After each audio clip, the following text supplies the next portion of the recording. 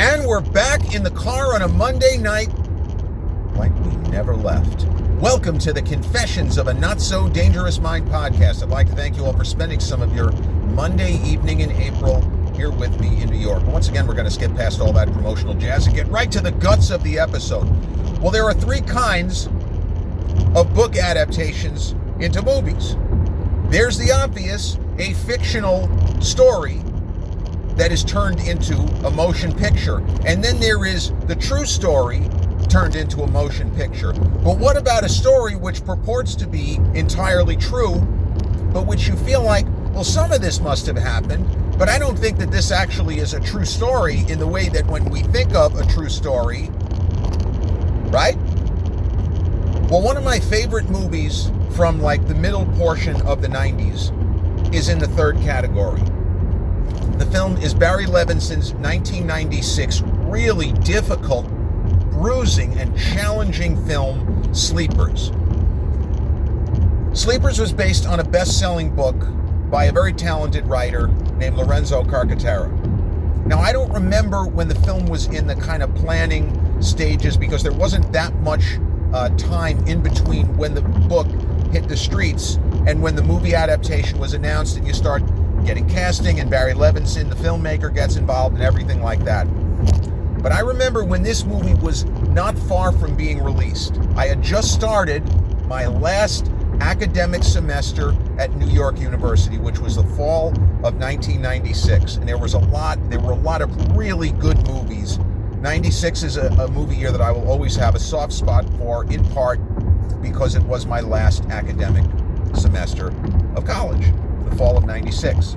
So you had films like Jerry Maguire, of course, Tom Cruise, and That Thing You Do, a Tom Hanks film, a little bit undersold as to just how good it is, how enjoyable, how much fun. The English Patient, towards the end of the year. Shine, which inexplicably won Jeffrey Rush in a supporting role. It won him Best Actor over the aforementioned Tom Cruise and Jerry Maguire. But you had Mike Leigh's Secrets and Lies. You had Lars von Trier's just incredible Breaking the Waves. And you had The English Patient, which won most of the major awards over Fargo. But Barry Levinson's Sleepers, in the weeks and maybe a month before the movie came out, there were a lot of articles across a wide range of publications asking questions which I didn't remember ever being brought up with regards to a movie. Because to me, movies, and even though my screenwriting career, I mean, I'd written a couple of scripts, but I really hadn't gotten even noticed yet. As I say, I was still in college. But cinema is different than narrative fiction of a book. It's not the same thing. And it's understood that when you make a movie, you are not going to follow the book precisely. But what about if you're making a movie based on a book that you believe is a true story, but people keep poking holes in it and keep saying, well, this didn't happen. This is not a true story. Well, I don't know. And this was my first time reading such things in print. And, you know, the internet existed in the fall of 1996, but it's nothing like today. And a lot of information was still being passed on through what I call analog means, meaning I read it in a newspaper, I read it in Forbes magazine or Time magazine, or I read it or see something on TV where a talking head discusses a controversy. So Lorenzo Carcaterra, young man, grew up in Hell's Kitchen in the 60s, maybe early 70s, late 60s. I don't remember the exact dates. But he wrote this book called Sleepers, purportedly a true story about, as he puts it, friendship that is thicker than blood. And it tells the story of four young men, Lorenzo, or Shakes as he is known, and Michael, and Tommy, and John. Those are the four guys. Played as children. I don't remember the names of all the child actors, but Lorenzo is played by... Actually, I don't even remember who plays Lorenzo as a child actor. I know that the character of Michael is played by Brad Renfro, who unfortunately met a tragic end. He was an immensely talented child actor, and he really didn't really have a very good time of it. But Sleepers is essentially set in two distinct time periods. The four boys as boys, and then the four as adults. And it goes from there. And the structure of the book is very similar to that, if memory serves. Well, I read the book before the movie came out, and I was aware of the controversy that people were saying this didn't happen, at least not where he says it did, at the time he says it did. And we can't, when I say we, there were a lot of people doing digging and trying to figure out what could be corroborated of Lorenzo Carcaterra's story. So the four boys, this is not really much of a spoiler, they're living in an area of Hell's Kitchen where they feel protected. There is some level of mob rule, and Vittorio Gassman, just fucking great. What an acting god that guy was. But he plays a character called, is he Uncle Benny or King Benny? I think he was Uncle Benny. But the kids are able to do what they want within reason, without fear of being checked back. And Lorenzo takes a job, kind of working with numbers runners or stuff, real stuff that shouldn't be a problem, but people are always trying to, they were always trying to lift money from kids, thinking it's easy, the kids are an easy target. It doesn't really work out that way in the world of the film. And I would imagine if somebody tried to rob a kid who's running numbers and making drop-offs, somebody like my mom's father, who was pretty high up apparently in the Jewish mob working under Lansky, that's who you see. If you're going to fuck around with a 13-year-old kid making a delivery, if you're going to try to steal from him, somebody like my grandfather is going to break your kneecaps, and he's probably going to give you a concussion from beating you over the head with a baseball bat. That's what ends up happening. So the kids, they have a little bit too much what they feel is almost like a plot armor that they can't be hurt. Whatever happens, they're going to be okay. And they take part in, they kind of call it a prank, but it's not really a prank. They take part in theft, that they're going to steal food from a food cart, a push cart kind of a guy, with, hot dogs and pretzels and maybe even some burgers, but one of those. And something goes terribly wrong. The fates do not shine on the four boys. They end up in a reform school, but a real hardcore juvenile detention facility. And even with all of the people trying to help them, the people surrounding them, Robert De Niro plays a priest known as Father Bobby. His character, you feel like they expanded the character in the movie. I don't feel as if Father Bobby has as much to do in the book, but because it was De Niro playing the role, I feel like they gave him a little bit extra shading, let him do a little bit more than maybe if it was a different actor. But they go to this reform school, and they are beset upon by a very disgusting, twisted, rapist guard, played brilliantly by Kevin Bacon. I mean, you can't do it better than Kevin Bacon does in this movie. I know he played arguably a worse character in the film The Woodsman, I think in the 2000s range, but Bacon is electric in this movie. And you wish that characters like that didn't exist in real life. We know they do, and man, does he bring it. But the story is about a murder and a question: when is killing an unarmed, defenseless individual, when is it acceptable, if ever? And this movie, without beating us over the head with it, it kind of makes an argument that there are very special extenuating circumstances. So, two of the four as grown men, played as adults, the characters of Tommy and John, played very well by Ron Elder and Billy Crudup. Billy Crudup, an actor who they kept waiting to become a bigger star.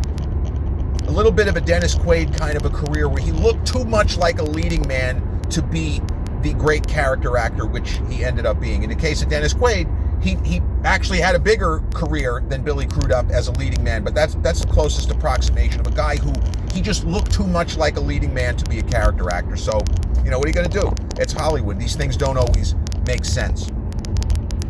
But those two guys, as adults, are gangbangers. They are very dangerous men. And they commit a murder. And the story follows the horrors of what happened to these four men as boys and then fast forward to, is there any way that justice, the ultimate justice of these 4 young kids who, yes, they committed a terrible crime, unwittingly, but they did it. They deserve to go into a penitentiary for kids, a juvenile detention facility, if you will. But they didn't deserve anything like what happened to them. There's street justice, there's levels of justice here. And so the story has elements of a courtroom drama, and Dustin Hoffman is really good in a supporting role as the attorney for the 2 guys who are on trial. And the film makes you, it shakes your perceptions of right and wrong, and the performances are so good up and down the line. I mean, Dustin Hoffman just gives like a master class in how to get so much across, where his character almost seems befuddled for 90% of the time, but it's almost like it's his shtick. He has to get warmed up in order to figure out exactly how he's going to proceed. So the movie, to me, is brilliant. It's 2.5 hours, and it is riveting the whole way through. Your attention never wavers despite the length. Great actors like Bruno Kirby in supporting roles playing Lorenzo's father. And I'm sorry, the other 2 actors as adults. Jason Patric plays Lorenzo Carcaterra as an adult, and Brad Pitt plays Michael, the other main character, the Brad Renfro as a kid. And then another very important supporting character is played by Minnie Driver, and she plays Carol, the kind of childhood best friend of the 4 guys. And that also feels like it could have been a throwaway role. But Minnie Driver, man, what a talent. What a great actress. This was before she ended up in Good Will Hunting. Good Will Hunting was the following year. But Minnie Driver she kind of hit the scene out of nowhere with the movie Circle of Friends. And then she had what amounted to a cameo in the James Bond film GoldenEye from '95. But Minnie Driver, it's hard to describe why she's so good. She doesn't appear as if she would be somebody who would have a quirky and eccentric acting technique and acting style, but she does. And whenever she engages in that, it takes us by surprise. And this role of Carol is very underwritten, and it's only memorable because of how good Minnie Driver is. I mean, to me, her work here is as strong as it is in Good Will Hunting. It's a bigger role to play, but I feel like that part was a little bit underwritten too, but that's neither here nor there. The movie works, and a little stupid trivia, this was one of those DVDs. It was an old school flipper. A flipper DVD, not a 2-disc.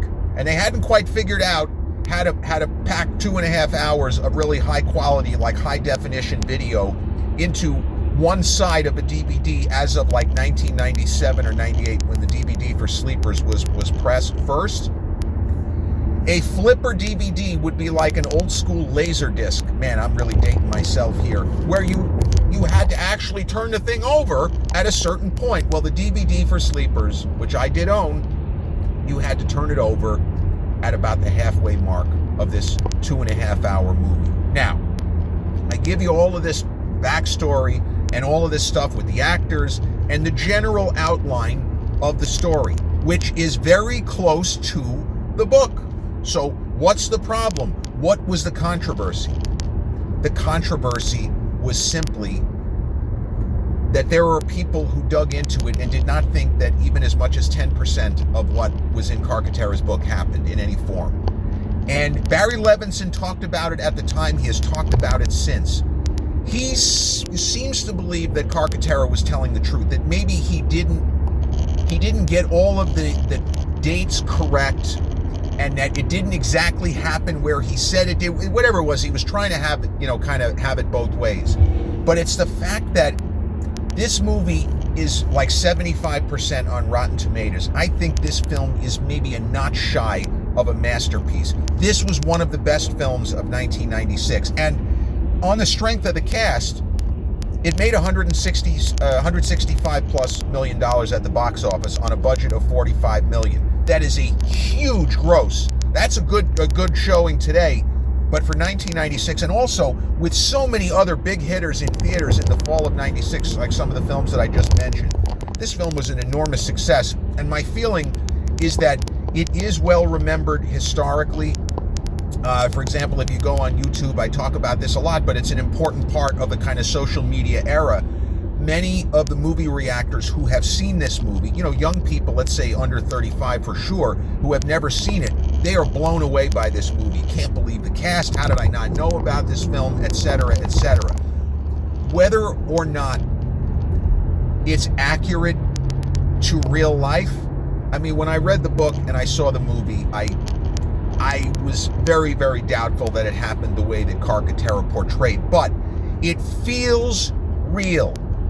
The movie feels very real and very lived in. And the reality of Carcaterra's book is, if I didn't know any of the controversy, I wouldn't have questioned it, because the book also, it has the ring of truth.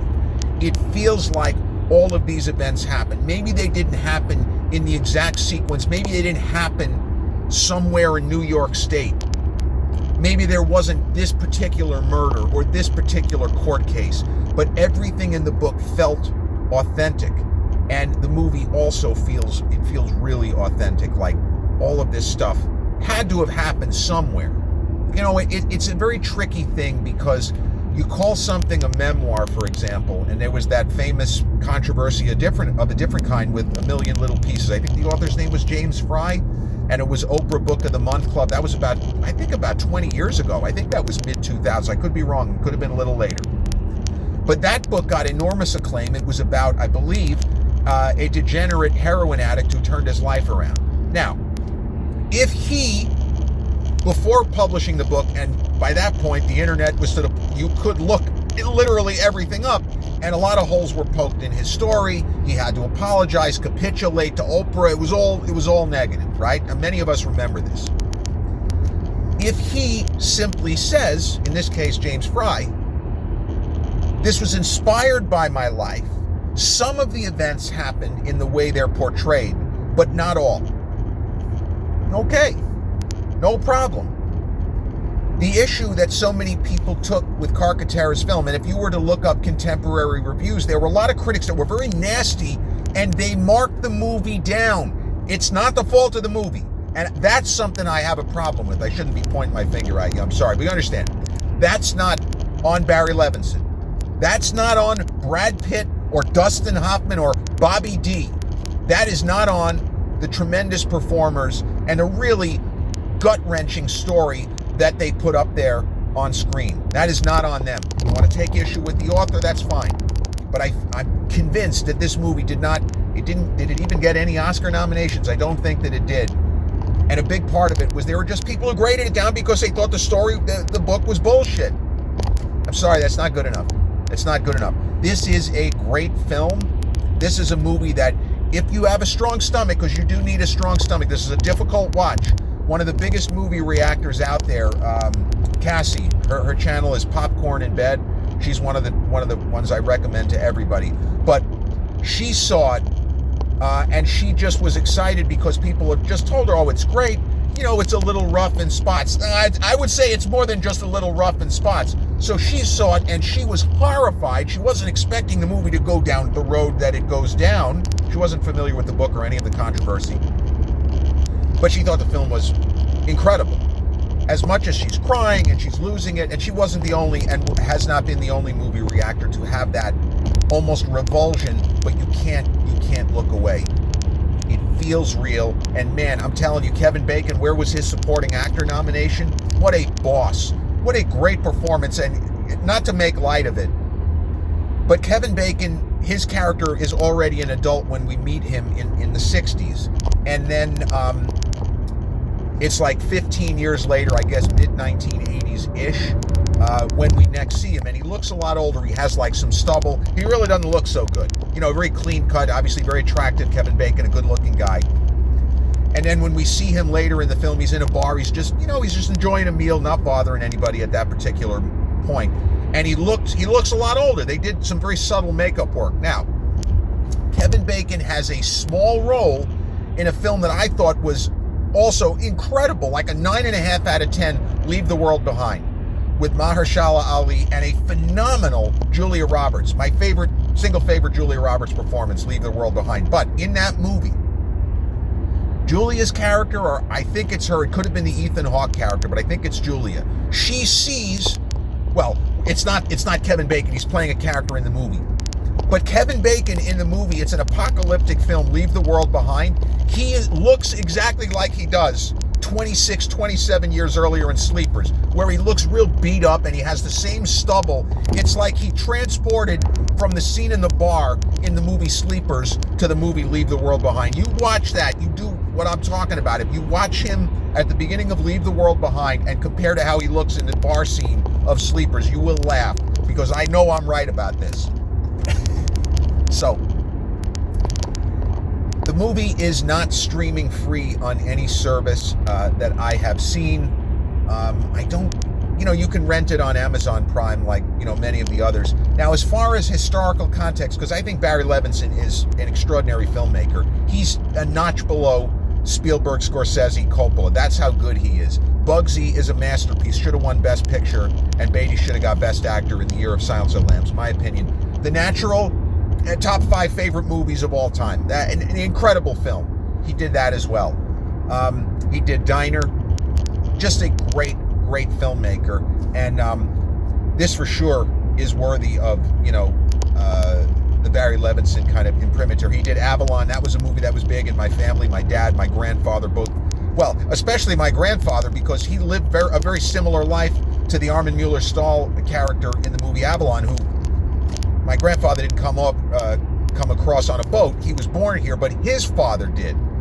And that movie is about Jewish entrepreneurs trying to make their way and getting sidelined and getting screwed by a very suspicious buyer, which happened in my family. They still haven't figured out what started that fire that burned down Woodmere Lanes to a fucking crisp in, I think it was 1970. They were lucky they had the kind of insurance where they were able to rebuild. But Barry Levinson, a great filmmaker, uses all of the tricks, and he makes you believe in the time periods. When it's supposed to be the Hell's Kitchen of back in the day, the set dressing, the costume design, the fact that it feels hotter there than it would if it's today, even though, global warming, whatever, right?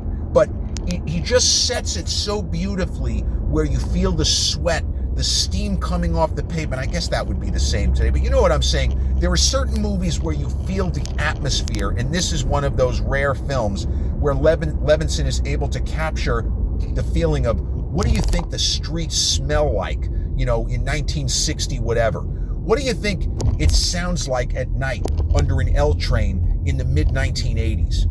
All of these things. And he took great pains to cast every role perfectly, even the kind of throwaways. As I say, Bruno Kirby doesn't have a big role. It's kind of an unfortunate character in this film. Not really a good guy, but somebody who, in his weird way, loves his son. Jason Patric doesn't have that much to do in this movie. It's strange because he's the lead, and he's given better performances in other movies. The character of Lorenzo Shakes is just not that interesting. Brad Pitt's character is more interesting, and certainly Ron Eldard and Billy Crudup's characters are, in my opinion, more interesting. It's unusual that the central character is the least interesting of the four. That almost never happens. And a lot of people would take issue and disagree with me and think, no, wait a minute, Jason Patric is great. The only downside is this is the movie that probably got him Speed 2, which I wish he hadn't done. I love Sandra Bullock and Willem Dafoe. How do you like the vacation so far? Great stuff. That meme with Willem Dafoe with the crazy eyes, with the blonde hair, it's from Speed 2 Cruise Control. He's screaming at Sandra Bullock in that moment. But Sleepers, a very difficult film just as a movie, and a problematic story as to how it got into production in the first place, and the people complaining about what was truth and what was fiction in Carcaterra's book. But as I say, I take book and movie completely separate. Just as a movie, this is strong stuff. I give it my highest recommendation. I don't know anybody who would say, oh, that movie sucks. I used to talk about it at the gym with the guys. Everybody loves this film. From the performances, the musical score. I don't remember who did the music. Was it James Horner? It was one of the big guys. I don't think it was Goldsmith, but it was definitely composed by one of the the composers' names that you would know. It wasn't John Williams or Ennio Morricone, but it was The music score is great, and also a lot of great period tunes like "Walk Like a Man," from the era of the '60s when the young men were just kids. So that's all I really wanted to say. Sleepers will turn 30 in October, I believe, of this year. It may have actually been released the same weekend as The English Patient, which October 22nd? No, I don't even know. I'm just taking a guess. But it is a fantastic film, well worth seeking out. It could be on one of the streamers like Canopy or something where you don't have to pay, you don't even have to pay the $2 or $3 to rent it. A great film. And, I like to believe, and I want to believe, that the book is 100% true, even if it didn't all happen exactly as Carcaterra portrays. So I'm going to skip the exaggerated, elongated wrap-up. I hope you've enjoyed this episode on the movie Sleepers and the controversy, and I hope you have a great rest of your Monday night. I'll see you all again real soon. Peace.